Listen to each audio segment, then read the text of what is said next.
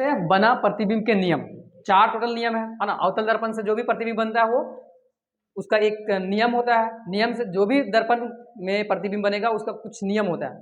तो अवतल दर्पण का हम लोग नियम देखने वाले हैं। इसमें क्या है, 4 टोटल नियम है।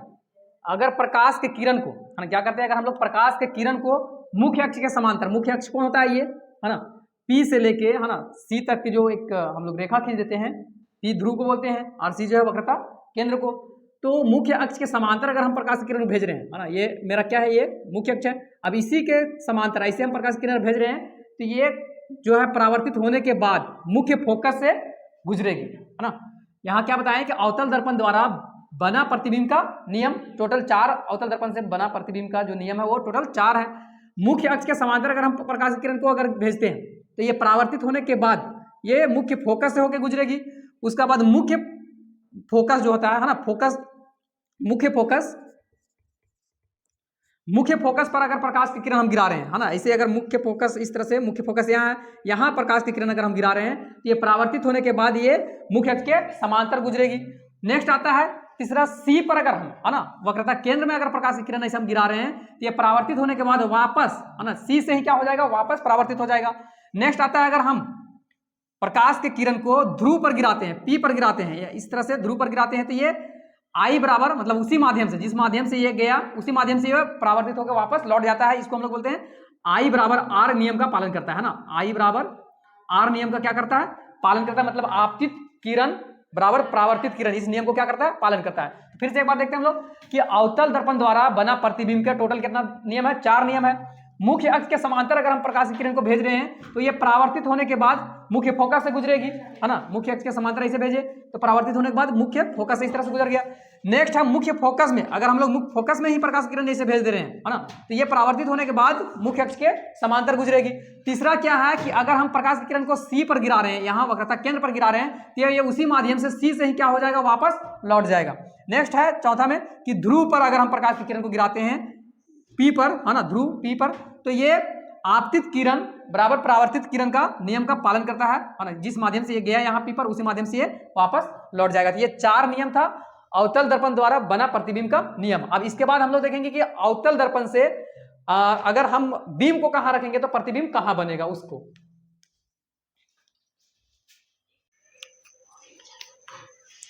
टॉपिक क्या है, अवतल दर्पण द्वारा बना प्रतिबिंब है ना। अवतल दर्पण से जो भी प्रतिबिंब बनेगा उसका टोटल 6 जगह हम बीम के रखेंगे, तो कहां कहां प्रतिबिंब बनेगा उसको देखना है। इससे पहले हम लोग क्या देखे थे, 4 नियम देखे थे। 4 नियम में क्या देखे थे कि अगर अवतल दर्पण में प्रकाश की किरण जो है, प्रकाश की किरण अगर मुख्य अक्ष से समांतर भेजेंगे तो परावर्तित होने के बाद कहां से गुजरेगा, मुख्य फोकस से है ना। अगर ये मुख्य अक्ष है इसके बराबर अगर भेजेंगे प्रकाश किरण को तो ये मुख्य फोकस से गुजरेगा। अगर मुख्य फोकस में ही भेज देंगे तो ये मुख्य अक्ष के समांतर गुजरेगा। अब अगर हम सी में गिराते हैं है ना, वक्रता केंद्र में गिराते हैं तो यहाँ से वापस इसी तरह से मुड़ जाएगा। और अगर ध्रुव में गिराते हैं है ना, तो ये आई बराबर आर नियम का पालन करेगा, मतलब आपतित किरण बराबर परावर्तित किरण का नियम का पालन करेगा। इसमें हम लोग देखने वाले हैं, इसमें हम लोग देखेंगे कि आखिर बीम को है ना, बीम को कहां रखेंगे और प्रतिबिंब कहां बनेगा। तो प्रतिबिंब बनता कब है, जब 2 किरण आपस में टकराती है परावर्तित होने के बाद। जब 2 परावर्तित किरणें आपस में टकराने के बाद वहां क्या बनता है, प्रतिबिंब बनता है। तो जहां जहां सच में अगर परावर्तित के बाद 2 किरण टकराएगा वहां वास्तविक और उल्टा प्रतिबिंब बनेगा, वास्तविक बनेगा। और जहां अगर प्रतीत होगा है ना, कि मतलब यहाँ जहां सच में नहीं टकरा रहा है बल्कि हम वहां जबरदस्ती क्या कर रहे हैं कि अगर नहीं टकराता तो ये चीज यहाँ टकराता, तब यहाँ क्या बनेगा, ये यहाँ जो बनेगा वो आभासी और सीधा बनेगा। नहीं तो जहां सच में टकराएगा वहां उल्टा बनेगा और वास्तविक वही रहेगा। वास्तविक प्रतिबिंब कब बनता है, जब 2 किरण आपस में एक दूसरे से टकराता है परावर्तित होने के बाद है ना। जब परावर्तित किरणें है ना, जब 2 परावर्तित किरणें एक दूसरे से टकराती है या फिर तो एक दूसरे को काटती है, वहां क्या बनता है, वास्तविक है ना, वास्तविक का और उल्टा प्रकृति मतलब बनेगा। अब यहां देखो सबसे पहला आता है कि बीम को, अगर बीम को हम लोग अनंत पर रखें है ना, सबसे पहले बीम जो है, बीम ये भी बीम दिख रहा है। अब बीम को हम लोग क्या किए हैं, अनंत पर रखे हैं, बीम को अनंत पर रखे हैं, बीम यहाँ है। अब एक प्रकाश किरण ऐसे आया यहाँ, अब एक यहाँ मुख्य अक्ष समांतर किया, अब ये टकराने के बाद कहां से गुजरा, मुख्य फोकस से। तो प्रतिबिंब जो बना है ना, प्रतिबिंब बना मुख्य फोकस पर बना। साइज क्या था, अत्यंत छोटा था, और प्रकृति क्या था, वास्तविक और उल्टा था। अब देखो बीम अनंत पर रखेंगे है ना, बीम को अनंत पर रखेंगे, प्रतिबिंब कहां बनेगा, मुख्य फोकस पर बनेगा, यहाँ बना है, एक किरण इधर से गया, एक किरण इधर से गया, दोनों टकराने के कहाँ टकराए, मुख्य फोकस में, और जहां टकराएगा किरण वहीं प्रतिबिंब बनेगा। बीम कहाँ रखे थे, अनंत पर, एक किरण यहाँ गया, एक किरण ये गया। अब ये जो किरण जा रहा है वो नियम से जाएगा, मुख्य अक्ष के समांतर जा रहा है किरण, ये मुख्य अक्ष के समांतर गया, ये भी किरण मुख्य अक्ष के समांतर गया। अब मुख्य अक्ष के समांतर जो जाता है वो कहाँ से गुजरता है, एफ से गुजरता है, तो ये एफ से इधर गुजर गया, ये भी एफ से यहाँ गुजर गया। अब यहाँ जो है प्रतिबिंब बनेगा, तो प्रतिबिंब मुख्य फोकस पर बना। साइज क्या था, तो अत्यंत छोटा, बीम मेरा इतना बड़ा था लेकिन साइज जो था प्रतिबिंब का वो छोटा बन गया। अब प्रकृति कैसा रहेगा, तो अगर सच में टकरा रहा है ना, सच में टकरा रहा है तो वास्तविक रहेगा और उल्टा रहेगा। उसके बाद दूसरा में आता है कि बीम को हम लोग थोड़ा सा आगे बढ़ाएंगे, है ना, जैसे कि इस तरह से था। शुरू में बीम को शुरू में हम लोग क्या किए कि अनंत में रखें, है ना, अनंत इधर था। अबर जो है अनंत में रखे तो ये एफ पर बना, लेकिन अगर हम अनंत यहाँ है और ये सी यहाँ है, तो ये दोनों के बीच में रखेंगे तो प्रतिबिंब थोड़ा यहाँ एफ में बना था तो अब इधर आ जाएगा, प्रतिबिंब इधर खसकते जाएगा। अगर बीम को हम आगे बढ़ाते जाएंगे तो प्रतिबिंब पीछे आते जाएगा। अभी हम अनंत में रखे थे, है ना, बीम को अनंत में रखे थे तो प्रतिबिंब कहाँ बना था, एफ में बना था। अब बीम को हम आगे बढ़ाएं तो प्रतिबिंब एफ से थोड़ा पीछे जाएगा, फिर बीम को आगे बढ़ाएंगे तो ये भी पीछे आएगा, फिर बीम को आगे बढ़ाएंगे तो ये भी पीछे आएगा। अब यहाँ क्या है कि बीम को हम लोग रख दिए अनंत और सी के बीच में, है ना, इधर अनंत था और यहाँ सी है, ये दोनों के बीच में रखे हैं, ए बी बीम है मेरा। अब यहाँ से क्या हुआ कि ये प्रकाश किरण एक यहाँ गया, ये तो मुख्य अक्ष समांतर गया, तो ये एफ से गुजरा है, ठीक है। अब दूसरा जो किरण है हम सी में गिराए हैं, तो जो सी में गिराते हैं सी से वापस चला जाता है, लेकिन ये दोनों, एक किरण जो यहाँ से यहाँ आया, है ना, इस मुख्य अक्ष समांतर गया एफ से मुख्य फोकस से गुजरते हुए, और एक जो है सी में गिराए और सी से वापस मुड़ गया, लेकिन ये दोनों एक दूसरे को कहाँ काटा, सी और एफ के बीच में। तो हम लोग का प्रतिबिंब कहाँ बनेगा, सी और एफ के बीच में बनेगा। फिर से समझो यहाँ कि ए बी मेरा क्या है, बीम है, ए बी बीम को हम कहाँ रखे हैं, अनंत यहाँ था और सी यहाँ है, अनंत और सी के बीच में रखे हैं, तो प्रतिबिंब कहाँ बना है, सी और एफ के बीच में बना है ना। ये भी मेरा क्या है, बीम है। अब यहाँ से एक प्रकाश किरण ऐसे गया, परावर्तित होने के बाद एफ से गुजरा, एक जो हम गिराए किरण नियम के अनुसार सी में, और सी से ही क्या हो गया, वापस मुड़ गया, लेकिन ये दोनों जो है टकराया कहाँ, सी और एफ के बीच में टकराया, है ना। तो मतलब बीम को हम अनंत और सी के बीच में रखेंगे तो प्रतिबिंब जो बनेगा सी और एफ के बीच में बनेगा। साइज क्या रहेगा, तो बीम की अपेक्षा छोटा, बीम इतना बड़ा था, है ना, लेकिन उससे ये छोटा है। प्रकृति क्या रहेगा, वास्तविक और उल्टा, मतलब सच में किरण यहाँ टकरा रहा है तो वास्तविक बना, और ये उल्टा बनेगा, है ना, ए बी था तो यहाँ बी ए बन गया है। दो हुआ। तीसरा में है कि अगर हम बीम को वक्रता केंद्र मतलब सी में रखते हैं, है ना, तो यहाँ सी में हम लोग बीम के रखे हैं, ए बी मेरा क्या है, बीम है। अब एक प्रकाश किरण मुख्य अक्ष के समांतर गया, परावर्तित होने के बाद एफ से गुजरा, एक प्रकाश किरण फिर मुख्य अक्ष के समांतर हम भेजे, परावर्तित होने के बाद देखो यहाँ ए बी जो था मेरा क्या है, बीम है, ए बी जो है क्या है, बीम है। अब इसको हम लोग कहाँ रखे हैं, सी में रखे हैं। अब मुख्य अक्ष के समांतर प्रकाश किरण गया, ये कहाँ से गुजरा, एफ से गुजरा। अब एक किरण जो है हम लोग एफ में ही गिराए, है ना, एफ में ही गिराए हैं, एक किरण को क्या किए, एफ में ही गिराए, और ये कहाँ से गुजरा, तो मुख्य अक्ष के समांतर। अब यहाँ देखिए कि ये दोनों एक दूसरे से कहाँ टकरा रहा है, तो सी पर ही टकरा रहा है, ये इधर से गया, इस तरह से यहाँ गया। अब एक जो है वो ए से, है ना, यहाँ एफ में हम लोग गिराए, एफ से ये टकराया और परावर्तित होने के बाद ये इस जगह पर आया, है ना, मुख्य अक्ष के समांतर। अब ये दोनों कहाँ टकरा रहा है, सी पर टकरा रहा है, तो बीम हम लोग को कहाँ बनेगा, बीम को प्रतिबिंब में रखे हैं तो बीम को जो है ना, बीम को हम लोग कहाँ रखे, वक्रता केंद्र में रखे हैं तो प्रतिबिंब कहाँ बना है, वक्रता केंद्र पर ही बनेगा। फिर से एक बार इसको समझो, दो नियम तो इधर देख लिए। तीसरा में क्या है कि अगर हम लोग बीम को कहाँ रखते हैं, सी पर रखते हैं, तो प्रतिबिंब सी पर ही बनेगा। कैसे हम लोग बनाएंगे, तो यहाँ बीम ए बी बीम है। अब क्या करेंगे कि एक प्रकाश की किरण हम लोग भेज दिए मुख्य अक्ष से समांतर, ये एफ से गुजर गया, उसका बाद एक जो है वो मुख्य फोकस में ही गिराएं, मुख्य फोकस वाला गिराने के बाद वो कहाँ से गुजरता है, तो मुख्य अक्ष के समांतर। लेकिन ये दोनों देखे कि परावर्तित होने के बाद, टकराने के बाद वहां से एक जगह एक दूसरे को काट रहा है, यहाँ सी पर, तो प्रतिबिंब जो बनेगा वहां वक्रता केंद्र मतलब सी पर ही बनेगा। साइज जो रहेगा बीम के बराबर, दोनों बराबर है, ए बी जितना है उतना बी ए भी है, बराबर है। प्रकृति क्या होगा, तो वास्तविक और उल्टा होगा। नेक्स्ट आता है, यहाँ हम लोग देखेंगे चौथा, है ना, चौथा प्रतिबिंब। अब यहाँ क्या किए कि शुरू में रखे थे हम लोग कहाँ, अनंत पर रखे थे, उसके बाद सी में रखे, है ना, शुरू में अनंत में रखे, सी में रखे, ये अनंत रखने के बाद सी और अनंत के बीच में रखे, उसका बाद सी में रखे। अब हम लोग रखेंगे सी और एफ के बीच में, है ना, सी यहाँ है और एफ यहाँ है, वक्रता केंद्र और मुख्य फोकस के बीच में रखेंगे, तो प्रतिबिंब क्या होगा, और पीछे बढ़ेगा, है ना। अभी सी पर बना था, है ना, सी में रखे तो सी पर बना था, लेकिन सी से हम आगे बढ़ा दिए, सी और एफ के बीच में, तो ये पीछे भागेगा, तो ये कहाँ आ जाएगा, अनंत और सी के बीच में आ जाएगा। तो अब बीम को हम लोग सी और एफ के बीच में रखे हैं, सी यहाँ था, एफ यहाँ था, ये दोनों के बीच में रखे हैं, तो प्रतिबिंब कहाँ बनेगा, अनंत और सी के बीच में। यहां एक चीज समझना है कि अगर हम बीम को जितना आगे बढ़ाएंगे प्रतिबिंब उतना पीछे ही आते जाएगा। शुरू में बीम अनंत में था, है ना, तो प्रतिबिंब कहां बना, एफ पर बना, लेकिन अनंत से थोड़ा सा आगे बढ़ाएं, है ना, अनंत और सी के बीच में बढ़ाएं, तो ये एफ से थोड़ा सा पीछे भाग गया, मतलब सी और एफ के बीच में आ गया। तीसरा में हम लोग सी पर रखे तो सी पर ही प्रतिबिंब बन गया। अगर हम लोग क्या किए कि सी और एफ के बीच में रखे तो ये थोड़ा सा पीछे भाग गया, है ना, सी से इधर, तो अनंत और सी के बीच में आ गया। तो प्रतिबिंब कहां बनेगा, जिसे हम लोग बीम को कहां रख दिए हैं, सी और एफ के बीच में, ए बी मेरा बीम है। अब प्रतिबिंब कहां बन रहा है, सी और अनंत के बीच में बन रहा है, प्रतिबिंब अनंत और सी के बीच में बनेगा। जैसे कि एक प्रकाश की किरण ऐसे हम भेजें, है ना, जो मुख्य के समांतर भेजते हैं उसको मुख्य फोकस से गुजरता है, गुजर गया। अब दूसरा जो है एफ पर अगर हम गिराते हैं तो वो मुख्य एक्स के समांतर मतलब वापस आता है। तो ये जो है वो कहां बना, अनंत और सी के बीच में, उल्टा बना, है ना, साइज जो था बड़ा था, बीम इतना ही है लेकिन प्रतिबिंब उससे भी बड़ा है, तो साइज बड़ा बना और प्रकृति क्या था, वास्तविक और उल्टा। ये 4 हुआ। पांचवा में क्या है कि बीम को हम लोग एफ पर रखेंगे, है ना, बीम को एफ पर रखें। अब प्रतिबिंब कहां बनेगा, तो अनंत पर बनेगा, है ना, मतलब यहाँ एक दूसरे को काट रहा है, वो दिख ही नहीं रहा है, मतलब एकदम बहुत दूर में कटेगा। जैसे कि हम लोग यहाँ क्या किए कि मुख्य अक्ष के समांतर प्रकाश किरण भेजे, है ना, ये परावर्तित होने के बाद मुख्य फोकस से गुजरा, और एक सी में भेजे और सी से वापस, लेकिन ये कटता हुआ कहीं नहीं दिख रहा है, अनंत में कहीं मतलब बहुत दूर जाके कटेगा, तो ये अनंत पर बनेगा। बीम को एक पर रखे तो प्रतिबिंब कहां बना, अनंत पर बना, और साइज क्या रहेगा, अत्यधिक बड़ा रहेगा, है ना, और प्रकृति क्या रहेगा, वास्तविक और उल्टा रहेगा। लास्ट जो है वो, लास्ट क्या है कि हम लोग जो है वो बीम को, है ना, बीम को रख दिए मुख्य फोकस और पी पर, मतलब ध्रुव और मुख्य फोकस के बीच में रखे हैं, है ना, एफ तथा पी के बीच में रखे हैं। अब यहाँ क्या किया कि ये हम लोग का क्या है, बीम है ए बी। अब इससे एक प्रकाश किरण जो है मुख्य अक्ष के समांतर गया, है ना, देखो इधर हम लोग अबर कहाँ रखे हैं, बीम को अबर रखे हैं हम लोग एफ और पी के बीच में। ए बी हम लोग का क्या है, बीम है, बीम एफ और पी के बीच में। प्रतिबिंब कहां बनेगा, तो दर्पण के पीछे। क्यों बना, अब यहां देखो हम लोग एक नियम के अनुसार प्रकाश किरण भेजेंगे। ए बी क्या था, बीम था, अब प्रकाश किरण हम लोग पी पर गिराएं। अब पी में गिराने के बाद ये क्या होता है, आपतित किरण बराबर परावर्तित किरण, मतलब ये आई बराबर आर नियम का पालन करता है। अब यहां से ऐसे गिराएं, ये वापस भाग गया इधर। अब एक जो प्रकाश किरण हम लोग सी में गिराएं, ये सी में गिराएं, और सी वाला क्या होता है, सी से जाता है, सी से वापस आ जाता है, ये ठीक है।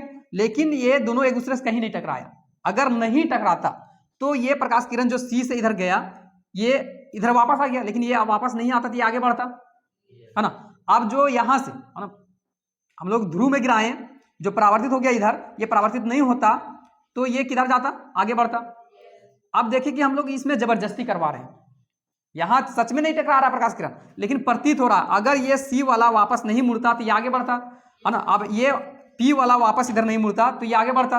अब ये दोनों आगे बढ़ता तो इस जगह पर आके मिलता, है ना, इस जगह पर आके मिलता। सच में यहाँ एक दूसरे का प्रतिच्छेद नहीं किया है। अब एक दूसरे को प्रकाश किरण प्रतिच्छेद नहीं करेगा तो वहां जो है वो वास्तविक प्रतिबिंब नहीं बनेगा, है ना, आभासी बनेगा, मतलब लगेगा कि यहाँ बनता और सीधा बनेगा। तो उस हिसाब से जो है सी से हम लोग प्रकाश किरण भेजें, ये वापस आ गया, लेकिन नहीं वापस आता था, आगे जाता। पी में जो गिराए वो वापस इधर मुड़ गया, नहीं मुड़ता तो ये आगे जाता, और ये आके इस जगह पर जो है वो क्या होता, दर्पण के पीछे में प्रतीत होता उस तरह के। तो यहाँ जो हम लोग का प्रतिबिंब कैसा बना, आभासी बना और सीधा बना, ये भी सीधा बना। तो ये 6 प्रतिबिंब का था, है ना, अवतल दर्पण से 6 तरह का प्रतिबिंब बनता है। 4 हम लोग नियम देखे थे, अवतल दर्पण का 4 नियम, और ये 6 प्रतिबिंब। अगर हम बीम को अनंत पर रखेंगे, है ना, बीम को अनंत पर रखें तो प्रतिबिंब कहां बनेगा, मुख्य फोकस पर बनेगा, मतलब बीम हम लोग का यहाँ था, है ना, अनंत में है, प्रतिबिंब एफ पर बन रहा है। अब बीम को थोड़ा सा आगे बढ़ाएं, अनंत यहाँ था, अब अनंत और सी के बीच में हम लोग रखें तो प्रतिबिंब कहां बढ़ा, थोड़ा पीछे आ गया, एफ से पीछे आ गया, मतलब बीम आगे जाएगा तो प्रतिबिंब पीछे आएगा। फिर बीम को हम लोग सी पर रख दिए, तो इससे पहले बीम कहां रखे थे हम लोग, इससे पहले सी और एफ के बीच, सी और अनंत के बीच में रखे थे, अनंत यहाँ था और सी यहाँ था, अनंत और सी के बीच में रखे तो प्रतिबिंब कहां बन गया, सी और एफ के बीच में बना। और सी में हम लोग अगर बीम को सी में रख दिए तो प्रतिबिंब कहां बना, सी पर ही बना, मतलब दोनों बराबर आ गया। अब थोड़ा सा आगे बढ़ाएं, सी से आगे बढ़ा, बीम आगे बढ़ा तो प्रतिबिंब थोड़ा सा पीछे आ गया। फिर बीम को आगे बढ़ाएं एफ पर तो प्रतिबिंब और पीछे आ गया। फिर हम लोग बीम को आगे बढ़ाएं एफ और पी के बीच में तो प्रतिबिंब कहां बन गया, दर्पण के पीछे। अगर हम लोग उत्तल दर्पण में, है ना, प्रकाश किरण जो है मुख्य अक्ष से समांतर भेजते हैं तो ये परावर्तित होने के बाद जो है प्रतीत होता कि कहां से गुजरता है, एफ से, लेकिन एफ से नहीं गुजरता है। उसके बाद अगर हम लोग मुख्य फोकस में गिराने की कोशिश करते हैं तो ये मुख्य फोकस में गिरता नहीं है, बल्कि यहीं से टकराने के बाद, है ना, सतह पर टकराने के बाद ये मुख्य अक्ष से समांतर पीछे मुड़ जाता है। अगर नहीं मुड़ता तो ये आगे तक जाता। तीसरा में क्या है कि अगर हम लोग सी पर गिराने की कोशिश कर रहे हैं, है ना, कि यहाँ जो है प्रकाश किरण सी पर यहाँ गिरे, लेकिन यहाँ नहीं गिरता, यहीं से टकराने के बाद वापस मुड़ जाता है, लेकिन ये आगे बढ़ता। अब क्या है कि हम लोग अगर ध्रुव पी पर अगर गिराते प्रकाश किरण, है ना, तो ये I बराबर R मतलब आपतित किरण बराबर परावर्तित किरण नियम का पालन करता है। तो ये 4 नियम था किसका, उत्तल दर्पण का जो बनेगा प्रतिबिंब, उसका 4 नियम। और इसका प्रतिबिंब कहाँ कहाँ बनता है वो हम लोग एक बार देखेंगे।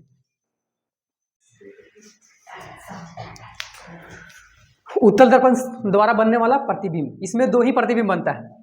बीम को हम लोग एक अनंत में रख सकते हैं और एक अनंत और ध्रुव के बीच में, क्योंकि यहाँ जो है वो ये उत्तल दर्पण जो है इसका सारा चीज खाली पी जो है यहाँ रहता है, बाकी सब जो है वो दर्पण का पीछे रहता है ना। एफ भी दर्पण का पीछे रहता है और सी भी दर्पण का पीछे ही रहता है, बस खाली ध्रुव यहाँ है। तो इसलिए हम लोग उत्तल दर्पण में जो है वो दो जगह हम लोग बीम को रखेंगे और प्रतिबिंब जो है वो 2 जगह कहाँ कहाँ बनेगा वो चीज देखेंगे।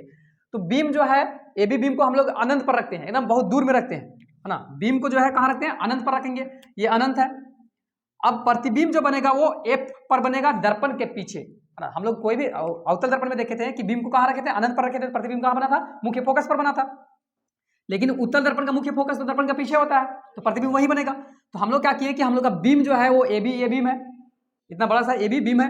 अब हम लोग नियम से भेजेंगे, प्रकाश किरण को नियम से भेजेंगे। एक प्रकाश की किरण ऐसे गया मुख्य अक्ष से समांतर, ये मुख्य अक्ष है। अब दूसरा जो है ये भी मुख्य अक्ष से समांतर गया, लेकिन ये दोनों परावर्तित होने के बाद वापस, है ना, भाग गया, कहीं तो एक दूसरे से टकराया नहीं, प्रतिच्छेद नहीं किया। लेकिन अगर नहीं टकराया तो जबरदस्ती अगर हम लोग करवाते, अगर ये परावर्तित होने के बाद अगर एक दूसरे के मतलब भागता नहीं उधर, तो ये कहाँ टकराता, ये जो इधर गया वो यहाँ आता, अब जो ये इधर आ गया वो इस जगह पर जाता और ये सीधा चला जाता, तो तीनों इस जगह पर टकराता। तो हम लोग का जो प्रतिबिंब बनेगा कहाँ बनेगा, मुख्य फोकस पर बनेगा। और मुख्य फोकस उत्तल दर्पण में किधर होता है, दर्पण के पीछे। तो फिर से एक बार यहाँ समझो कि अगर हम लोग उत्तल दर्पण में बीम को अनंत पर रखते हैं, उत्तल दर्पण में बीम को अनंत पर रखते हैं, रख दिए, तो प्रतिबिंब जो बनेगा एफ पर दर्पण के पीछे बनेगा, क्योंकि दर्पण के पीछे ही उत्तल दर्पण का जो होता है एफ आर सी होता है। अब यहाँ देखेंगे नियम, है ना, ये प्रकाश किरण भेजे, ये भी प्रकाश किरण, लेकिन ये टकराने के बाद सब जो है ना भाग गया। अगर नहीं भागता तो इस सब को जबरदस्ती अगर हम लोग करवाते कि ये इस जगह पर आता, नहीं भागता तो ये जो है यहाँ आता, ये यहाँ आता, तो मुख्य फोकस में सब आके मिलता। तो इसका जो प्रतिबिंब बनेगा कहाँ बनेगा, मुख्य फोकस मतलब एफ पर ही बनेगा, और एफ कहाँ है, दर्पण के पीछे है। साइज क्या रहेगा, तो अत्यधिक छोटा बिंदु साइज का, है ना, देखो तो कितना छोटा बना हुआ है। उसके बाद प्रकृति क्या रहेगा, था आभासी और सीधा। दर्पण के पीछे जितना भी प्रतिबिंब बनेगा वो सीधा ही रहेगा, आभासी रहेगा। आभासी प्रतिबिंब किसको बोलते हैं, जब प्रकाश की किरण परावर्तित होने के बाद एक दूसरे को प्रतिच्छेद नहीं करता है ना, प्रतिच्छेद नहीं कर रहा, सच में प्रतिच्छेद नहीं कर रहा, तो वहां आभासी प्रतिबिंब बनता है। और अगर सच में प्रतिच्छेद कर दे रहा है तो वहां क्या बनेगा, वास्तविक प्रतिबिंब बनेगा, लेकिन उल्टा बनेगा। और इसमें क्या है कि जबरदस्ती अगर हम लोग प्रतिच्छेद नहीं किया है फिर भी अगर करवा रहे हैं तो आभासी प्रतिबिंब और सीधा बनेगा। दूसरा क्या था कि अगर हम लोग बीम को, अब तो हम लोग अनंत में रख दिए, अब बीम को जो है अनंत और ध्रुव के बीच में, हम लोग का पी यहाँ है, पोल ध्रुव यहाँ है और अनंत यहाँ है, तो ये दोनों के बीच में, है ना, अनंत इधर है और पी यहाँ है। अब ये दोनों के बीच में हम लोग बीम को रखे हैं, तो प्रतिबिंब कहाँ बनेगा, तो पी तथा एफ के बीच में, है ना, पी यहाँ है और एफ यहाँ है। मतलब हम लोग बीम को आगे करते हैं तो प्रतिबिंब पीछे आता है, बीम को आगे धकेलते तो प्रतिबिंब पीछे आता है ना। तो अनंत में शुरू में रखे थे, अब अनंत से थोड़ा सा आगे बढ़ा दिए, तो आ गया कहाँ, पी और अनंत के बीच में। अब इसको आगे बढ़ाए, बीम को जो है आगे बढ़ा रहे हैं अनंत तथा ध्रुव के बीच में, ये अनंत था, यहाँ ध्रुव है, यहाँ बीम को रख दिए, तो प्रतिबिंब कहाँ बना है, पी तथा एफ के बीच में। शुरू में एफ में बना था, इसमें एफ में बना था, लेकिन इसमें थोड़ा सा पीछे आ गया, पी और एफ मतलब ध्रुव और मुख्य फोकस के बीच में बना है। साइज क्या रहेगा, तो बीम जो था ना उससे छोटा रहेगा, और प्रकृति क्या रहेगा, तो दर्पण के पीछे बन रहा है तो आभासी बनेगा और सीधा बनेगा। हम लोग यहाँ नियम देखो क्या किए, ये हम लोग का बीम है, अब ये मुख्य अक्ष समांतर जा रहा है प्रकाश किरण, ये लौट गया इधर, नहीं लौटता तो मुख्य अक्ष समांतर जो जाता है वो कहाँ जाता है, मुख्य फोकस पर जाता है, तो यहाँ आता। अब एक जो है हम लोग सी पर गिराए, है ना, सी पर लाइट गिरा रहे थे, लेकिन ये नहीं आया, यहीं से मुड़ गया। अगर ये नहीं मुड़ता तो ये कहाँ तक जाता, सी तक जाता, लेकिन ये दोनों देखिए एक दूसरे का प्रतिच्छेद इस जगह पर कर दिया है, तो जो प्रतिबिंब बनेगा वो पी आर एफ के बीच में बनेगा। तो फिर से इसको एक बार समझ लो, उत्तल दर्पण से जो भी प्रतिबिंब बनता है वो बीम को हम लोग 2 जगह रखेंगे, एक अनंत पर रखेंगे, तो अनंत पर रखने के बाद जो है वो कहाँ बनेगा, मुख्य फोकस में बनेगा। कैसा रहेगा, तो बहुत छोटा रहेगा। और आभासी, आभासी कब होता है, जब सच में नहीं काटता है, प्रकाश किरण परावर्तित होने के बाद एक दूसरे का नहीं काटता है, तो वहां आभासी बनता है, सीधा बनता है। तो इसमें तो काट भी नहीं कर रहा है, सब तो इधर ही भाग जा रहा है, दर्पण के पीछे इसका सब क्या बन रहा है, प्रतिबिंब बन रहा है। उसी तरह से यहाँ अगर हम लोग बीम जो है अनंत आर पी के बीच में रखते हैं तो प्रतिबिंब कहाँ बनेगा, पी तथा एफ के बीच में, मतलब पीछे आ गया। साइज क्या रहेगा, तो बीम जो रहेगा उससे छोटा रहेगा, और प्रकृति क्या रहेगा, आभासी और सीधा रहेगा। तो ये क्या हो गया, 2 प्रतिबिंब बनता है उत्तल दर्पण से 100, और इससे पहले जो था 4 नियम था, और उससे भी पहले जो था वो 6 प्रतिबिंब था अवतल का और 4 नियम अवतल का। अब यहाँ हम लोग देखेंगे अवतल दर्पण का उपयोग। अवतल दर्पण का उपयोग जो है सामान्यतः टॉर्च में हो गया, सर्च लाइट तथा वाहन की हेडलाइट में प्रकाश का जो शक्तिशाली समांतर किरण पुंज प्राप्त करने के लिए जो किया जाता है। मतलब अवतल दर्पण का जो है वो लंबे दूर तक मतलब जाने के लिए है ना, लाइट जो है दूर तक जाए उसके लिए जो है इसका प्रयोग किया जाता है अवतल दर्पण का। यहाँ लिखा हुआ है सामान्यतः टॉर्च का जो है या फिर तो सर्च लाइट है, वाहन का हेडलाइट में, या फिर तो इस तरह के शक्तिशाली जो समांतर किरण पुंज प्राप्त करना है तो भी हम लोग इसका यूज करते हैं। उसके बाद दंत विशेषज्ञ के द्वारा जो है अवतल दर्पण का प्रयोग किया जाता है मरीज के दांत को देखने के लिए, कि बड़ा प्रतिबिंब को देखने के लिए, कि मतलब बड़ा बड़ा दिखेगा इसलिए। इसके बाद जो है इन्हें प्राय चेहरे का भी है ना, चेहरा का बड़ा प्रतिबिंब देखने के लिए भी इसका शेविंग दर्पण के रूप में इसका प्रयोग किया जाता है, मतलब दाढ़ी बनाने के लिए भी इसका प्रयोग किया जाता है। उसका बाद जो है सौर भट्टियों में भी सूर्य प्रकाश को केंद्रित करने के लिए जो है वो अवतल दर्पण का प्रयोग किया जाता है। अब नेक्स्ट हम लोग देखेंगे उत्तल दर्पण का प्रयोग। उत्तल दर्पण का प्रयोग जो है वो उत्तल दर्पण का उपयोग वाहन के साइड मिरर के रूप में किया जाता है ना। उत्तल दर्पण जो है वाहन को मतलब साइड में अगर हमको लंबा मतलब दूर में कोई गाड़ी है ना, उसको देखने के लिए जो है मतलब कम जगह में ज़्यादा चीज़ दिखे उसके लिए प्रयोग किया जाता है। उत्तल दर्पण का उपयोग जो है वो वाहन का साइड मिरर, हाँ मतलब जो गाड़ी रहता है इसका, जो हम लोग बोलते हैं कि बाइक लाइट जो पीछे देखने के लिए जो रहता है उसको देखने के लिए मतलब कम छोटा सा लाइट में बड़ा चीज़ें दिखे, इसलिए इसका प्रयोग उत्तल दर्पण का उपयोग जो है वो साइड मिरर के रूप में किया जाता है। आगे है कि दुकान में है ना, दुकानों में भी इसका इस्तेमाल किया जाता है उत्तल दर्पण का, जो कि इसका उपयोग दुकान में इसका इस्तेमाल सिक्योरिटी दर्पण के लिए किया जाता है। इसका उपयोग जो है टेलीस्कोप में भी किया जाता है। उत्तल दर्पण का उपयोग जो है स्ट्रीट लाइट रिफ्लेक्टर के रूप में भी प्रयोग किया जाता है, क्योंकि यह एक बड़े से क्षेत्र में जो है प्रकाश को क्या करता है, प्रसार करने में सक्षम होता है। उसके बाद कुछ प्रश्न है यहाँ, उत्तल दर्पण का उपयोग जो है साइड मिरर में क्यों किया जाता है। तो वाहन में साइड मिरर के रूप में उत्तल दर्पण का प्रयोग इसलिए किया जाता है कि ड्राइवर को जो है गाड़ी चलाने में बहुत सुविधा है ना, बहुत ज़्यादा सुविधा हो, और इसे पीछे से आ रही गाड़ी को जो है साफ साफ देखा जा सकता है इससे, जिसके कारण जो है वो गाड़ी जो है वो सुरक्षित रूप से जो ड्राइवर है वो चला सके। और उत्तल दर्पण के द्वारा जो है वो वस्तु का प्रतिबिंब बनता है वो छोटा तथा सीधा रहता है, मतलब जिस तरह का रहता है उसी तरह का मतलब जो है प्रतिबिंब दिखाई देगा। उसके बाद और भी चीज़ें है ना, उत्तल दर्पण द्वारा जो है जो भी प्रतिबिंब बनता है कैसा बनता है, छोटा और सीधा बनता है, जिस वजह से जो है आसानी से मतलब गड़बड़ी नहीं लगता है कि मतलब इसमें। और भी दूसरा जब दर्पण में क्या था कि पार्श्व दिखता था, लेकिन इसमें वैसा नहीं है, बहुत दूर से आ रहा है वाहन उसको भी अन्य चीज़ों की जो है उत्तल दर्पण में प्रतिबिंब बनता है वो एकदम सीधा रहता है, मतलब जिस तरह का पीछे जो है बिंब उसी तरह का प्रतिबिंब भी रहता है। साथ ही उत्तल दर्पण में बहुत सारी चीज़ें एक साथ में छोटे स्थान पर देखा जा सकता है, क्योंकि इसका दृष्टि क्षेत्र जो होता है काफ़ी बड़ा होता है। यह इस 3 खूबियों के चलते जो है छोटा एवं सीधा प्रतिबिंब बहुत दूर से आ रहे हैं वाहनों का प्रतिबिंब के साथ ही इसके दृष्टि का क्षेत्र बड़ा होने के कारण जो है इसका साइड मिरर में प्रयोग किया जाता है। ये था वाहन में क्यों प्रयोग किया जाता है इसलिए।